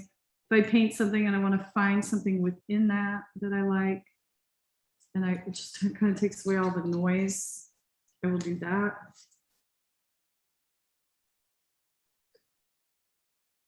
It's the last piece. These would make great greeting cards, you know? Yeah, I don't throw any of these away. I love them. They do make great cards. And I buy these little sayings. I forget, at the scrapbooking store, it's just a book of words, and then I'll put words out there, like little, like seize the day or whatever. Okay, so let's talk about each one, and I'm going to cover up the others so we can kind of isolate them. Let me get paper. So this is the time that if any of you want to comment that are participating, you're welcome to unmute, and you can ask Colleen or directly, or make suggestions or comments. So let's talk about this one in the upper area first. And when I'm painting big, like a big canvas, shoot, I got a little, when I'm painting large, I edit with chalk. So I will take a piece of Crayola chalk, of course, you guys, the little kid stuff, and I will circle what I like and what I want to keep, and then I just white everything else out with whatever paint color I want, whatever. I usually try to use a neutral. So I have a question for you. Yeah. So when you're starting an abstract painting that might be very large, do you start from this place? How I start is I activate the canvas with line work. Yes, so I start the same way. Okay. I build up different elements that I want to use. Now, I used all the design elements. That is very hard to pull off in a painting. I'm not going to lie. Every single design element. So I might think about what elements I want to use. I know I want to use collage, line work, and texture, and forget about form and forget about all the others. So, or I'll just play and then edit and be like, you know what? I don't like this. I don't like that. So for me, looking at this, I don't like some of these lines. I don't know. Anyone else see things they like, what they don't like? I think I might add, what I like to do sometimes is add the background color back in. I usually paint a background first, which, you know, this is a demo, so I wasn't really prepping my paper, but I'm gonna put some white paint here. Anyone want to chime in what they maybe don't like, or maybe an area that you love, or something you love about it? Oh, the vertical lines on the upper right side are pretty powerful. Yeah. So guess what? Bye-bye. Bye-bye. Bye. See how easy it is to edit? Now, do I love that line? I don't know. I just know I want to add the background color back in. Yeah, you see, I'm seeing that lobster claw. Ooh, the lobster claw. Yeah, and I don't like this line here. I like part of, I mean, I don't love it. So, and I'm just editing now with white because it was my background color. So I'm gonna just do a little swoop here. I'm gonna break it up, and I can still see that. And I didn't even realize it did 2 symmetrical marks, which I didn't realize I was doing that, but I really like that because it gives it structure. Mhm. It doesn't have a lot of structure. These marks give it structure. I always like to add little things too, like shapes, like that's a big shape, smaller, medium. And I got some little marks here, but like, let's see what happens. This is a silver pen. I add some very small little marks there. They kind of glow a little bit. Yeah, I'm a big fan of spackling, you know, the stippling or whatever you call it, Yeah. where you just sort of take it on the brush and let her fly. Yeah.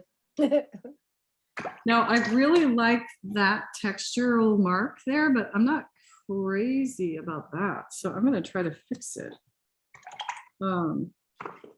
Let's bring some of that yellow back in. I'm just going to do a mark with yellow here over that and see what happens. I'm getting some green now, which is nice because I have some over here. So I just edited that, made it a little more interesting. Yeah, that's a nice look. Does look good. Yeah, it looks good. The yellow is very, very prominent at the bottom and not the top. So for a little bit of counterbalance, I'm going to add some yellow at the top. So these are things that become intuitive for you, like after you paint for so long. You'll know, well, what's out of whack? Well, there's only yellow at the bottom. So, you know, what's going to happen if I add a little bit of yellow at the top? So I'm getting a smaller brush and I'm going to dip in the yellow. I'm going to add a little shape up here. It's a little one. See? Isn't that nice? Yeah, that does. That balances it nicely. Just balances it, right?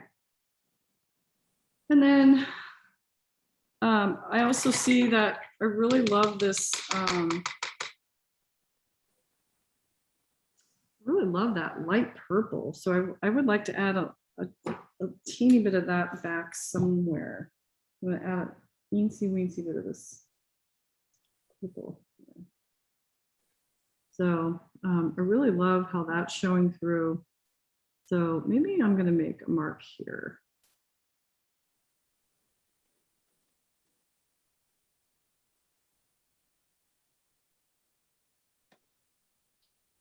It's interesting how you change a piece just by adding one little thing, right? So that's an interesting shape, mark.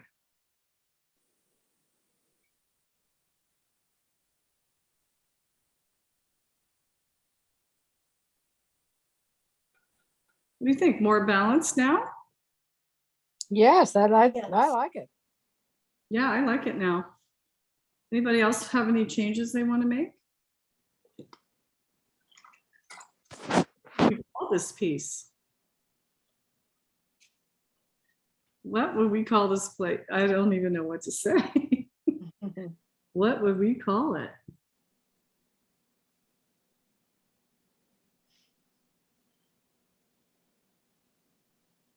I don't know. Okay, let's look at the next one. That one's still wet, so let me need to blow dry it, but I don't want to put a cover on it when it's wet, so I'm going to blow dry it really quick.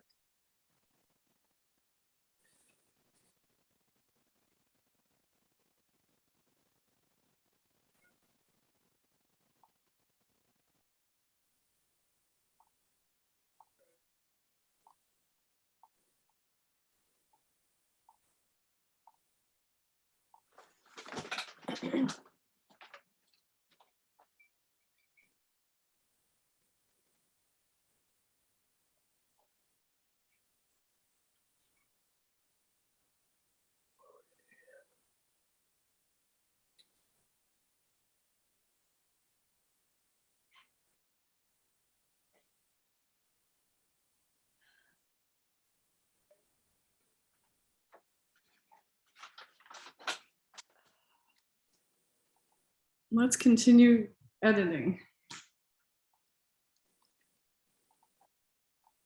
This one's super fun.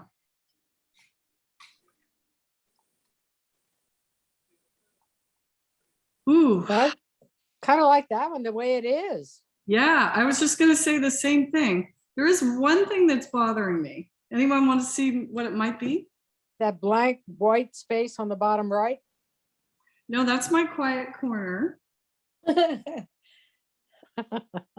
But we could bring some more white somewhere else. It's this right here. It's like a tangent. I don't know. There's something about that spot that my eye goes there. And do I want my eye to go there? Oh, you mean the purple line that makes a 90-degree turn? Yeah. Yeah, you could add white to that area. Yeah, maybe I add some white over. Maybe I just paint in the let's paint in the purple, and we might need to bring some of that purple somewhere else. So I'm going to look for my, first of all, I'm going to add some white. And whoa, almost had another huge accident. Okay, I'm going to add some white, and let's color in this and see if it balances a little bit.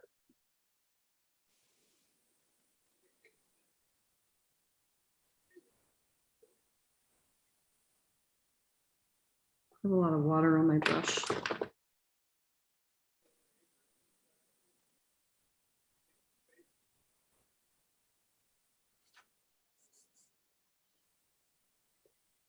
Now it really brings even more emphasis now, because this is so dark and this is so light. So that's okay, as long as we plan for that. Okay, we've got a lot of emphasis there. So what are we going to say there? What's this going to be about right there? It's okay to bring emphasis somewhere, everybody. But I didn't plan on it. As long as our eyes move around, it's okay too. So let's make our eyes move around.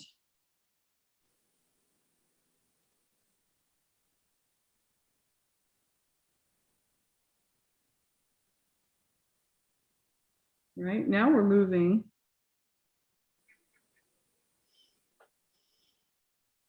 Maybe this goes right into this.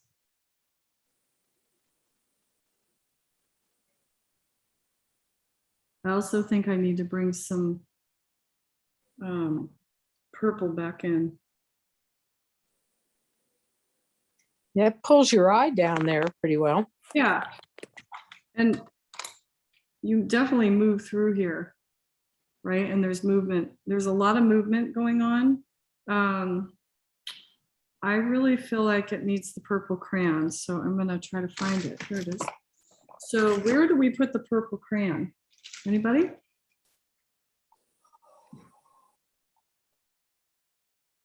This is super strong due to contrast. Here, these bring you up and you move around. So Bottom left. I love that upper right part, the texture on that. Yeah, that's nice. Maybe if you counterbalance that on the lower left with some more purple texture. yeah, remember when I did the side? Here we go.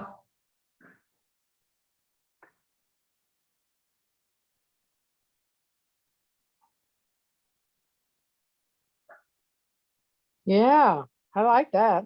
That's pretty, huh? Yeah.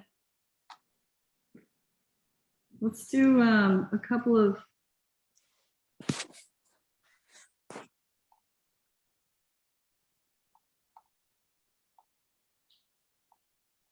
I like things in threes. Yeah, now it's evoking for me underwater scene of fish and kelp. Yeah, I really love the quiet corner. I love those lines coming through. And this through here.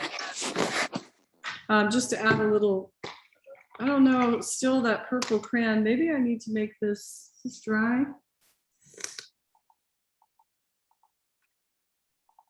Yeah, so dry. Hold on, I gotta dry it. Pause this.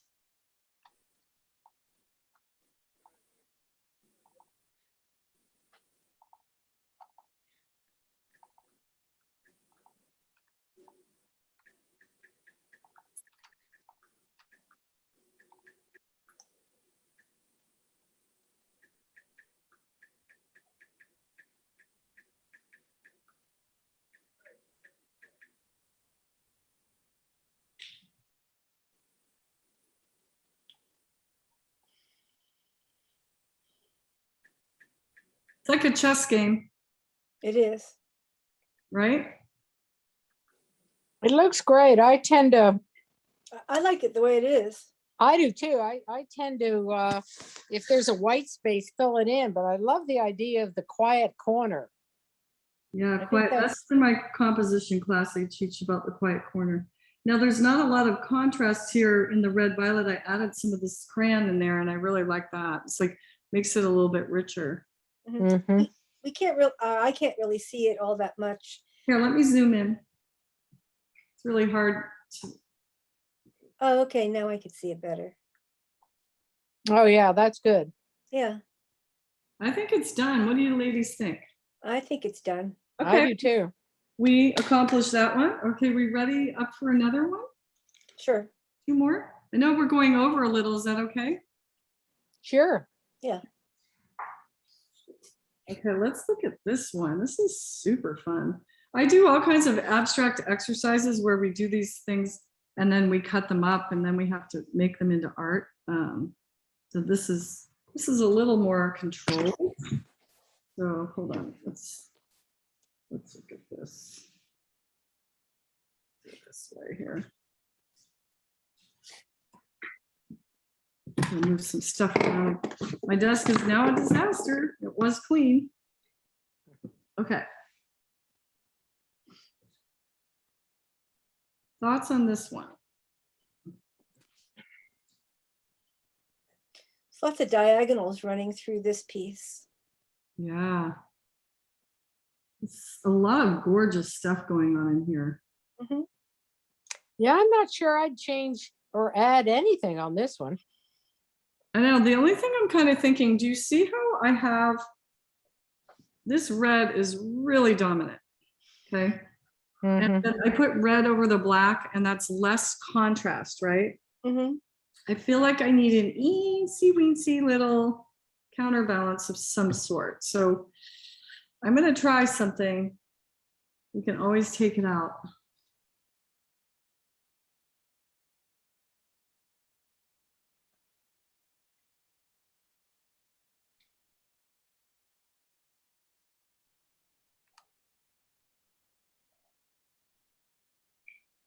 I kind of feel like this makes it, do you see how it's a little top heavy, having a black corner?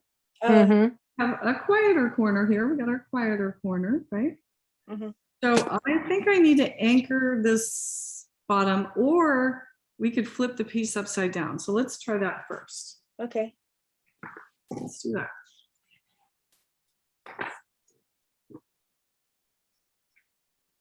I like that better. Isn't that interesting? Mm-hmm.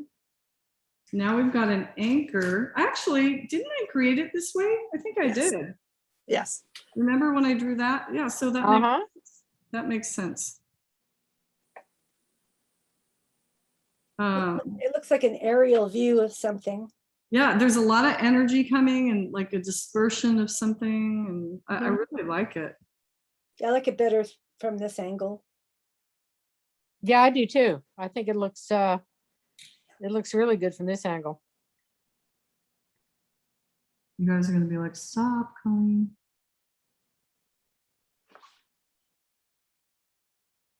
There are some artists that put, like David Salviano was telling me that when he does his paintings, he'll put in a bright dominant color, but he'll do it 3 times, no more, no less.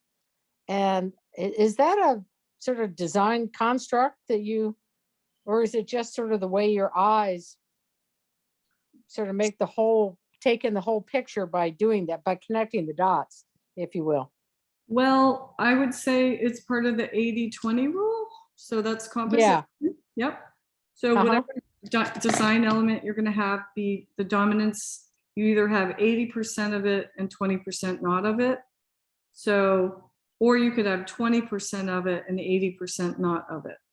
So it's very complex, and composition is a mind-boggling subject matter. So it's definitely a theory and a color theory as well. But that could be a rule that worked for him as an artist, you know? Yes, that's what he, yeah, that's what he does as an artist. It's one of the things that he tries to do. If he finds one place in turquoise, he'll try and add it a couple of other places, and it is quite effective. Yeah, I do like that. I'm gonna add some turquoise in here because I have a big piece of it, and we have our other area, that blue underpainting, which Mm-hmm. kind of looks turquoise too. That's kind of nice. Yeah, I think I'm gonna stop. Yeah, I think so. yeah, I agree. We could call this like martini glass in a bag. It looks like this is the martini glass. This is some kind of weird olive, and this is the stem because it's distorted in water. Well, Martini. that's right. And you can call it New Year's Eve. Yeah. Cherry on top, you know. Very Yes, hot. exactly. There you go. Love it. Love it. Okay. Well, we did that one pretty easily. Let's see if this last one is going to be, could be a problem. Wait, we already did that one. Let's do this one. This one, there's areas I don't like. Let's see. What do you ladies think? We don't have any guys here today, right? No, I don't think so. The quiet corner. It's funny, the quiet corner is usually the upper left in composition, like in Oh, is that right? like Interesting. textbook composition, but mine's always the lower right. Hmm. Well, you can flip it around and see what it looks like that way. Okay, let's try that. Well, that's a good idea.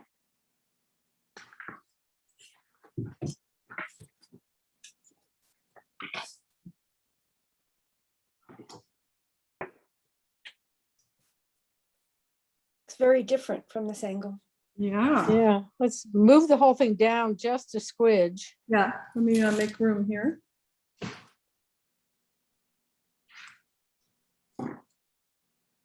And you know, this There whole, we go. Now I this can see whole it. editing process is very difficult, and sometimes we don't know what to do, and that's what freaks people out. Like, what do we do? Well, you know what? I keep telling you, you can't really ruin a painting. You haven't seen me ruin. I mean, I'm not. You know, I think it needs something, but I'm not exactly sure what. And maybe it's a little more of that wonderful textured purple somewhere. It's just kind of bottom heavy by comparison with some of the, Mhm. that's what Yeah, it's this a whole bit, area here is like I don't like it. So, I'm thinking, Yeah, yeah. why don't I try some of this? This blue is so gorgeous. Let's put some of that blue down there, see what happens. And I'm going to use, I'm going to use a different kind of brush and see what happens.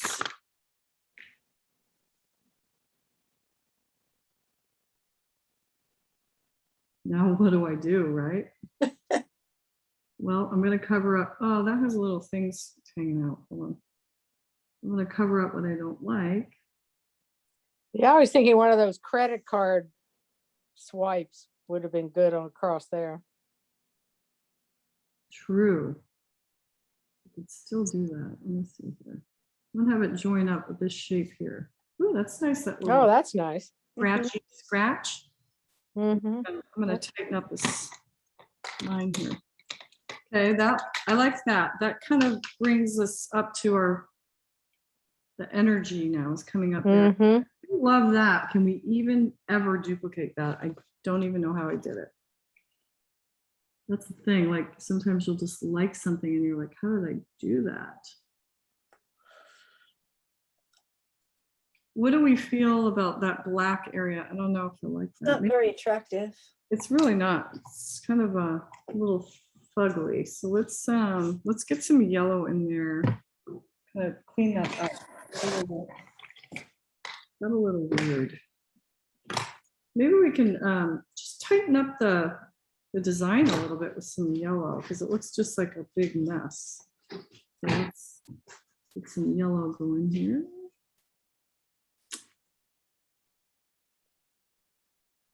Let's see if we can brighten it up a little. That was one of those like things I was demoing. Did I do more harm than good?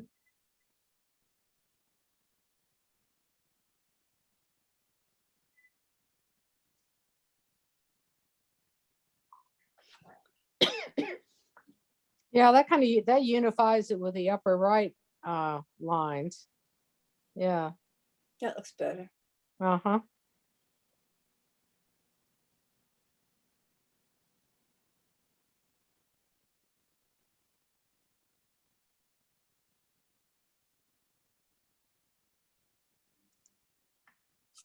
See, that watercolor just keeps getting reactivated. So Mhm. I could do Yeah, an- it's great because you get the different things showing through. It's really nice. yeah, like this, I don't know, this white line kind of bugs me. I like it because it adds some texture in there. Yeah, maybe we do a little purple crayon coming in here somewhere. That might look better. I'm gonna try to channel whatever I did. I have no idea what I did. Let's try it. I know I was doing a calligraphic kind of mark. So let's join. So let's talk about energy and flow. So this goes this way and maybe it comes back down here. So let's try. Mm-hmm.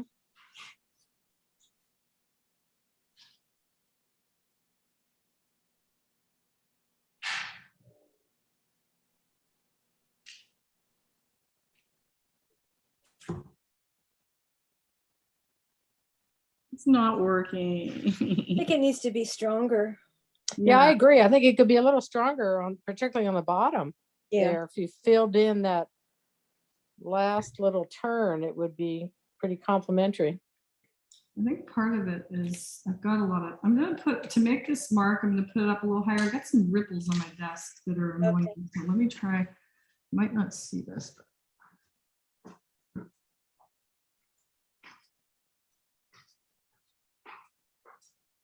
Oh, and you know what? It's I repellent. think that's better. Yeah, that looks better. Yeah, that's great. Got some paint there. Now we're talking. And you know what else is kind of cool, to be honest with you? What? I really like that pink line underneath there. Yeah. Mhm. Look at all that great texture just by, it was repelling areas. Yeah, it's great. Pink. Let's just see what happens if some of this pink shows through just a little. I don't know. It's very small and subtle, but a little pink. Yeah, I like that. That's that. I think that's, That is close. pretty cool. yeah, it's great. What do you think? There's one other little tiny thing. See this red down here? I Yeah. don't have it anywhere else, and it's very low contrast over the purple, but in this one area, it gets a little bit more of a show. So I'm gonna do a little touch of it somewhere else, like a tiny bit. And I'm thinking that I really like this.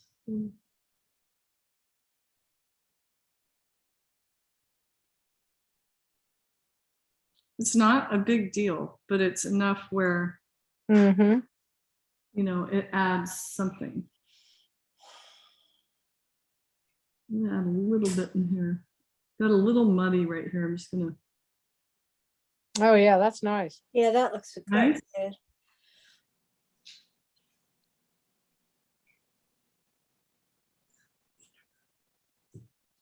Okay, now the other thing is one more problem.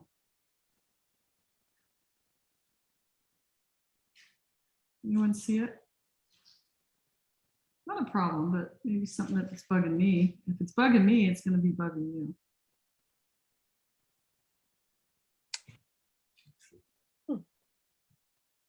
It might not be a bug, and I'll tell you why. So now that I look at it, absolutely love the happy accent, this thrusting this way and this thrusting this way, right? And we have geometric shapes. These are kind of annoying. But I got two sets of them, right? They're both going up. So I'm thinking a couple very low contrast lines coming down, and I think because I'm going to do it, and not everything needs a counterbalance or whatever, but these are very strong. And they're at the bottom, which is nice as an anchor, but I'm thinking, what if I add just a couple little guys here? And I might hate it, and then I can spray it out. But let's zoom in on it. I kind of like it. I don't know.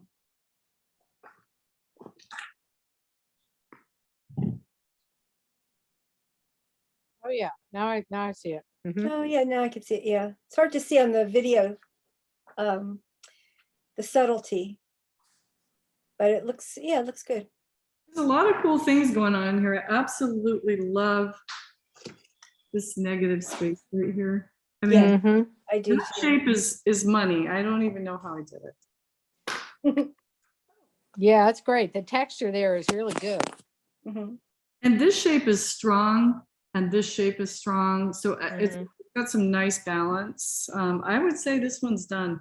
Yeah, I would agree. That's got to dry. I don't, what just happened there? I don't know what happened. Let's try to fix it. I don't know. I think the paper hit when I was moving it. What about this mark here? Does that bother anyone? No. No, No, No? make another one. you're right. I made that with the string, so I'm a little Right. nervous. Should I dare put a string mark over it? Can't, what? Hey, You could, and then it would connect to the strings below it. let's do it. We're all daring, right? Oh, I might take off my quiet corner though. I don't want anything to happen to my quiet corner. Just for the heck of it, I'm just going to put some tape down. Yeah, you've given me some great ideas of things I can do with my grandkids to keep them occupied for an afternoon. Oh yeah, now, oh, absolutely. This is like hours of work here. And then, you know, their mom wants to have them do more creative writing. So, you know, we could cut it into the different sections and have them tell a story about it, write a story That's a about very it. good idea. Dun, dun, dun, dun. Here we go, ladies. Oh, I like it. Very nice. That's really strong though, so let me get rid of some of it. Don't you think it kind of cuts the paper in half? Yeah, you have to Yeah, just it does. Oh boy. mute some of it somewhere, blot some of it. It's nice that it's watercolor and see, it can be less important here, but Oh, yeah, that it's looks better. pretty staining. It won't stain so much over the oil. I don't know. I don't know. I kind of like it. Marcy, what do you think? You can unmute and talk to us. Or Joanne or Ellie. Let's see here. Maybe I'll do a tiny. Now I'm really creating some problems here. Let's do. Oh, this is gonna drip.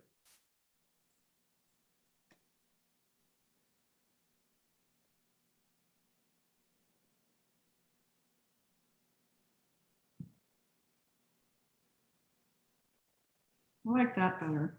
Let me get rid of.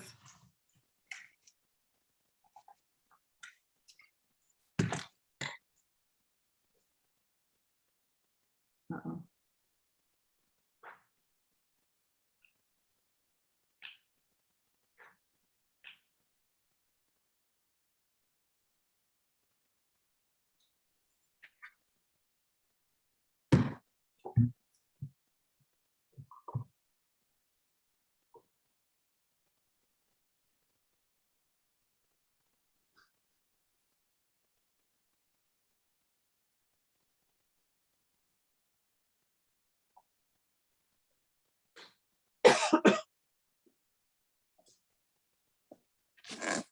Okay, what do you think? Let me take the tape away. Yeah, I think that's gonna do it. Yeah, I think so too.